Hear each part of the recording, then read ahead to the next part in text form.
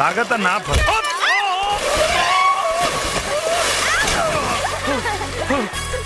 कार्य नरी ठोक दली।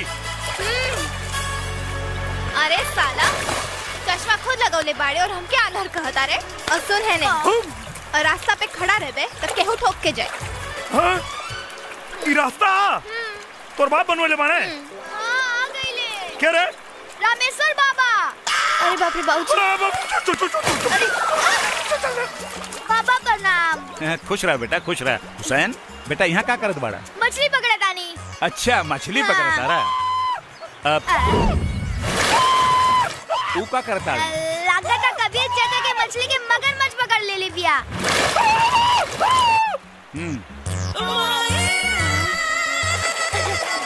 का भाई कबीर चाचा? अरे पता न केने चल गई रे। अरे वहाँ बाड़ी।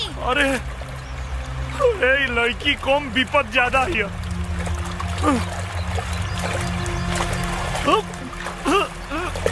निकलल निकलल है कोमल कोमल। अरे उठना रे। ए, देखना लागत अब पानी पी ले बिया। तो निकालो। कहाँ निकला था? अरे पीठ पे दबाइले से पानी निकली। पेट पे दबाओ।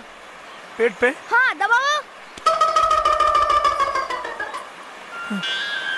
सुना मुंह में फूका तो हवा अंदर जाई तो पानी बाहर आई। फूका। क्या बात करता है? हाँ फूका। फुकला से पानी बाहर निकली। हाँ। फूका ना तो मर जाई। फूका। अच्छा उन्हें देख। अरे मुंह से मुंह लगा के फूका। दूर से थोड़े।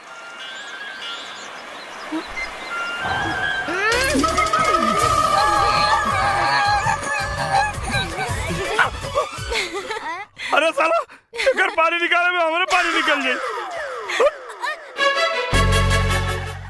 काजल भाऊजी ई क्या करत रहले है? अब हमारे समझ में आइल कि चश्मा लगा के तू कौन मछली फसावत रहले है। तू एकर शरीर छू के एकरा का पवित्र कर देले। ए चल चल घरे चल चल। कौना नक्षत्र में पैदा भइल बिया हमरा तो बुझाइबे न करेला। पंडिताइन ए पंडिताइन अरे जल्दी आवा। अरे चिल्लात काहे बानी? हम कोनो बहिर बानी का? तनी धीरे बोली ना। अरे कबीरवा एकरा शरीर के पानी निकाले खातिर पूरा शरीर अपवित्र कर देले बा। अगर वो नदी से ना निकल रही तो हम डूब के मर गई रहती। चुप। एकरा शरीर पे हर जगह गंगा जल के छिड़काव करा जहाँ जहाँ हाथ लगौले बा। चला बेटी चला। जबले तोहरा के शुद्ध न करब तबले कैसे लोग जानी कि तू रामेश्वर पंडित की बेटी बाड़ू। हाँ जा ले जा भीतर ले जा।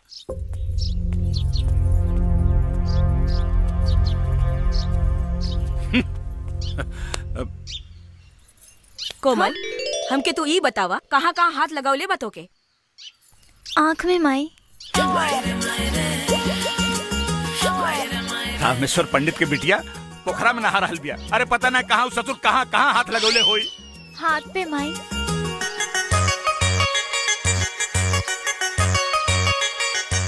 ए सुनैना अरे गंगा जल डाल के अच्छी तरह से नहवैया करा के।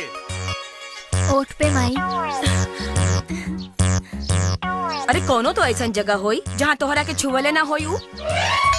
ऐसा कौनो जगह नहीं थी जहाँ वो छूले ना होई। चुप। तोहरा बाप बेटी के फेरा में ना हमार धर्म नष्ट हो जाए।